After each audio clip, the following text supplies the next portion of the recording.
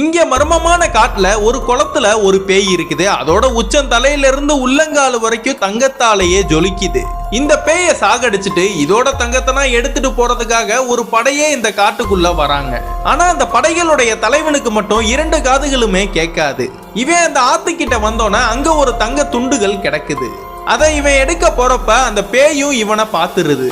அவன் அதை கையில எடுத்து அது ஒரு தங்கமானு கடிச்சு பாக்குறான்.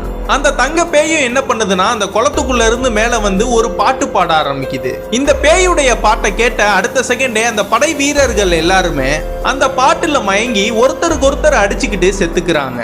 ஆனா அந்த பேய் பாடுன பாட்டுல இந்த தலைவன் மட்டும் மயங்காம நிதானமா அப்படியே இருக்கான். இவனுக்கு சுத்தமா காதை கேட்காதனால அந்த பேய் பாடுற பாட்டுக்கு இவனால மயங்கவே முடியல. இந்த பேயும் இவனுக்கு பயந்து மறுபடியும் அந்த தண்ணிக்குள்ளேயே போயிருது.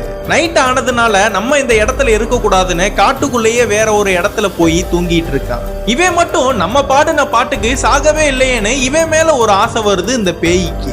அதனால நைட் அவன் கூடயே படுத்து அங்கேயே தூங்கிடுது.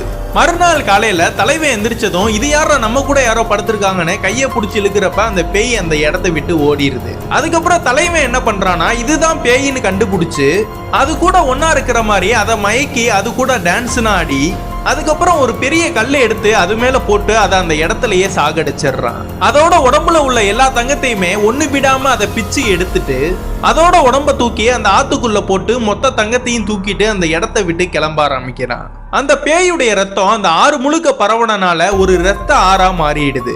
இவன் காட்டுக்குள்ள போயிட்டு இருக்கும் போது இவனுக்கு ரொம்ப தண்ணி தாக அடிச்சனால அந்த ரத்தம் கலந்த தண்ணியவே குடிச்சிடுறான்.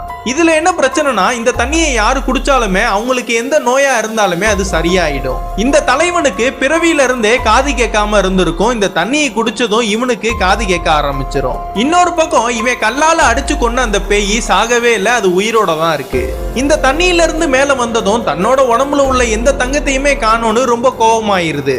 மறுபடியும் இந்த பேய் பயங்கர கோபமா அவனை பார்த்து அந்த பாட்டை பாட ஆரம்பிக்குது.